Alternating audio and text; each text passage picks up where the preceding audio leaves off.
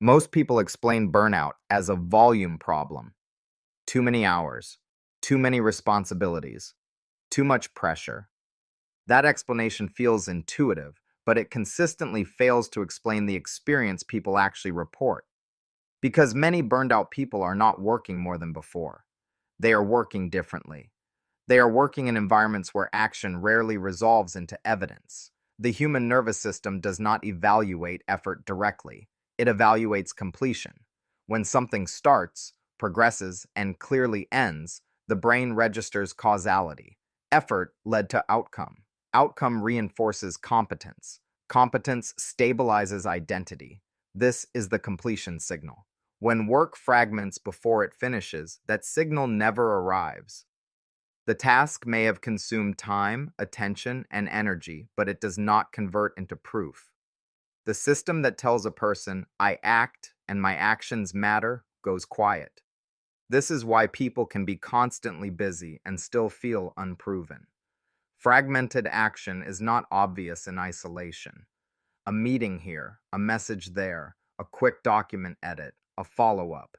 Each interruption seems small, but every transition leaves behind cognitive residue. Unfinished loops remain active even when attention moves on.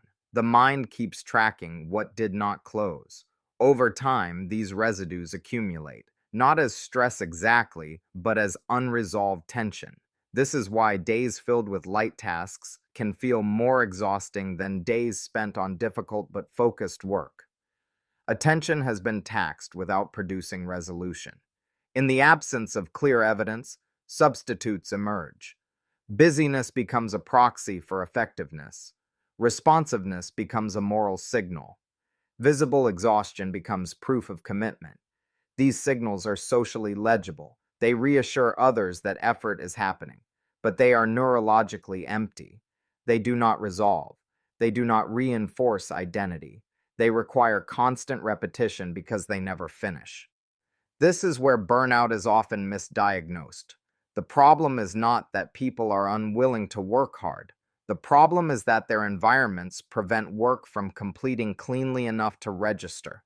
Plans fail under these conditions for predictable reasons. When next actions are unclear, attention defaults to whatever is loudest, newest, or easiest. This is not laziness.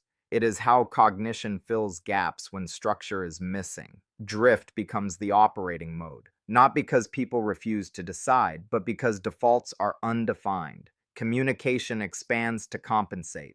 Longer messages, more meetings, repeated alignment, not because people enjoy talking, but because trust in execution is low. When outcomes are uncertain, language inflates in an attempt to control indirectly what cannot be confirmed directly. Over time, identity instability sets in. People feel both exhausted and behind, always active, rarely ahead. Reflection disappears because there is no clean evidence to reflect on. Without finished work, reflection turns into rumination.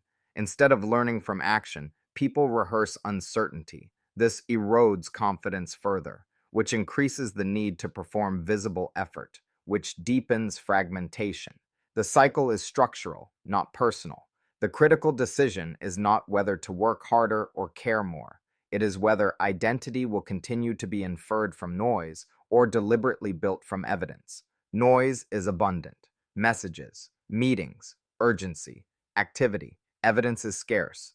Action that begins, progresses, and ends clearly enough to be recognized. Choosing noise is easy because it is ambient. Choosing evidence requires conditions that allow work to finish. This is where systems matter, not as optimization tools, not as discipline frameworks. Systems exist to protect the feedback loop between action and identity. They reduce ambiguity around what done means. They defend attention long enough for completion to occur. What systems remove is as important as what they enable. They remove constant decision pressure. They remove the need to perform busyness as proof. They remove unfinished work from working memory. When designed well, systems fade into the background. Their success is measured quietly, through accumulating evidence. Without them, people are forced to compensate with endurance. With them, identity stabilizes naturally. You are not burned out because you cannot keep up. You are burned out because your environment does not let effort turn into proof.